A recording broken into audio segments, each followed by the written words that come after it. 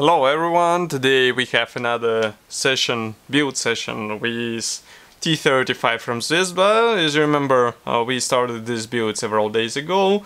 I'm still working on the suspension. Unfortunately, I did not have a lot of free time today, but nevertheless I want to cover several moments in this video. It won't be a long video, but we'll talk about several things. So first of all, because real T-35 has quite complex suspension, here you have to copy all this stuff in 1/72 scale. And for example, here you can see that I assembled the small idlers which are placed on the top of the tank. Just give a second. Camera should focus on what we have here. Yes, now you should be able to see it. So I'm talking about these tiny things, and it is a bit tricky to install them because of their size. As you can see, they're smaller than my fingertip, and also you have to combine two parts. So be sure to install everything in place. I decided to glue it straight away because otherwise it will be a bit tricky to have it installed into the right spot, and also it will be a bit tricky to paint them, and also they will be hidden by the side armor. I think we have it here. So by those panels they will be barely visible, and that's why it's not I would say efficient to spend your time on trying to paint those parts into the proper color. Nevertheless, next step is to assemble this thing.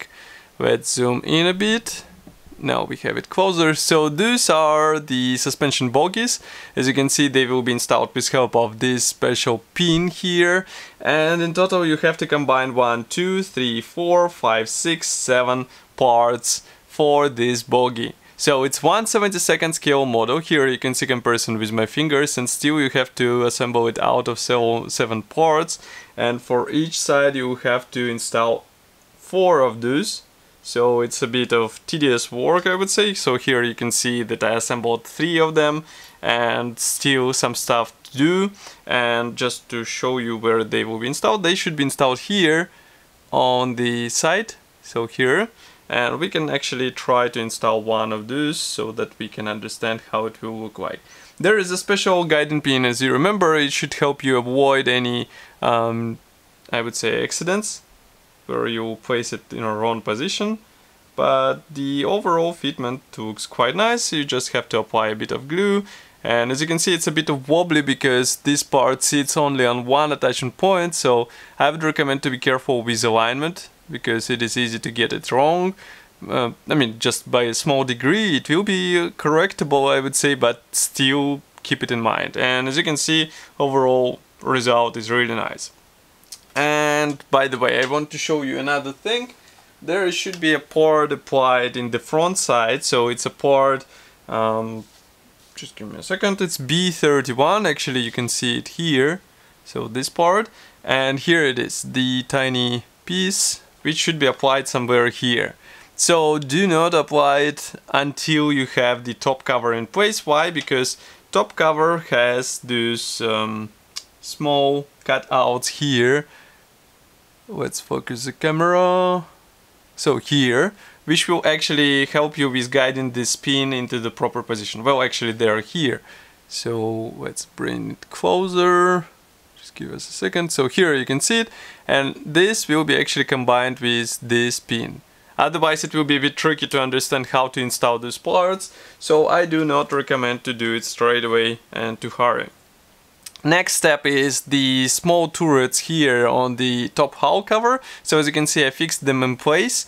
It is recommended in assembly manual, but you don't have to do it necessarily if you don't want to do this. Why I did it this way? Because assembly manual suggests to install those special tiny brackets here. You can see them. And actually I thought that it will be possible to preserve the rotatable turrets with help of these parts, but actually you are not able to preserve them. So basically you are doing just some extra work, and actually you can apply these parts after installing this top panel on the lower half. So if you don't want to have these turrets in place, just keep them aside and then install everything later.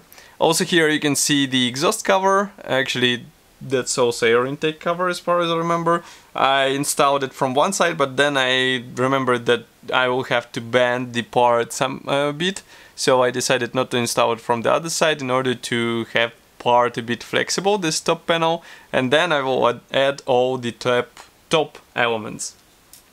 And next, here we have the top turret. So as you remember, in the previous series we were gluing the side parts in place, so here you can see them in place. Of course we have this top side in place, and note this slight gap between the top cover and also between side panels. I'm not sure why it is like this. Obviously you won't be able to correct it because this, I would say the main section is a bit wider than the top cover. So we have to live with it, but I mean it's quite surprising because overall fitment in other parts in this kit is really nice, and then we get this tiny surprise out of nowhere.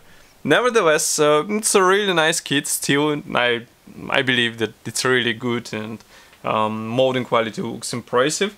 I will continue to assemble all other stuff tomorrow, and we'll see model with additional items in place.